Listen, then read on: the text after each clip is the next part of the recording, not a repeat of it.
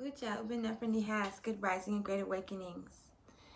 And this is a little announcement about the upcoming Ancient African Adorations concert, June 12th, 8 p.m. Central Time at stageit.com. The link is somewhere down below in the description. And the next series of concerts is going to be based on the story of HetHeru and Djehuty, and the 4 parables that he told to the goddess HetHeru when she had taken on her lioness form. And I find these parables fascinating because they allowed her to remember her divinity and come back to her natural state. So for this coming week, I'm going to be reading some of the story leading up to the parables, and you can find the story in the Glorious Light Meditation book.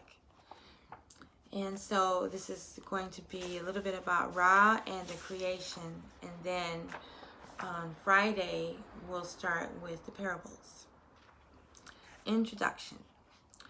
In Kemetic philosophy, mythology holds, by the way, and this book was written by Dr. Maut Ashby Sebama, and I'm sure it was edited by Sebajan, Dr. Karen Ashby. In Kemetic philosophy, mythology holds the key to the essential teaching of the mind and its various states and functions, as well as the means to overcome it. Therefore, in order to understand the teachings related to meditation, it is necessary to understand the psychomythology of the mind. What follows is an overview of the myth of HetHeru and Djehuty, wherein the Glorious Light Meditation scripture is contained. So we start with the image of Ra. Let's see, where is it? Image of Ra and its mystical symbolism. Ra is the sun. The sun is a symbol of the divine self par excellence because it shines continuously. It does not have light and dark as the earth. It is constantly full light. Thus, it transcends time and space. Likewise, the divine self transcends changes in consciousness. It is absolute, unlike human beings who change constantly from waking to dream and then sleep, from death to life and then to death, youth to old age, i.e. the changes of the opposites. In the divine self, there are no opposites, only the singular transcendental essence. HetHeru represents the projection of the essence into time and space.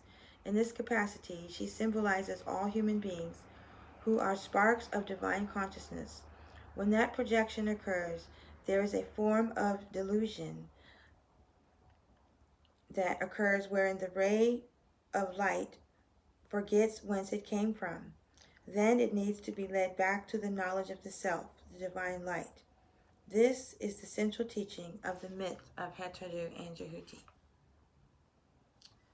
And then we have some illustrations here with HetHeru in her lioness form, and then lioness form of Sekhmet, and then Tefnut, who is one of the sisters of Sekhmet.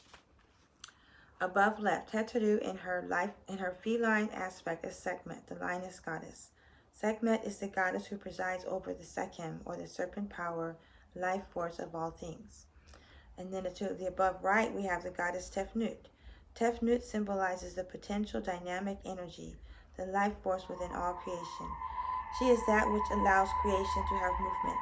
She is represented as a lioness, and she is related to the ancient Kemetic goddess known as Sekhmet. So next time we'll start with the creation myth.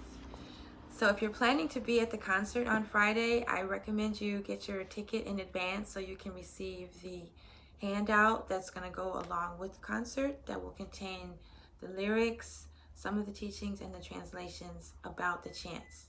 That way I can fit more music in each session, and then also you have the lyrics there so you can chant along or do call and response.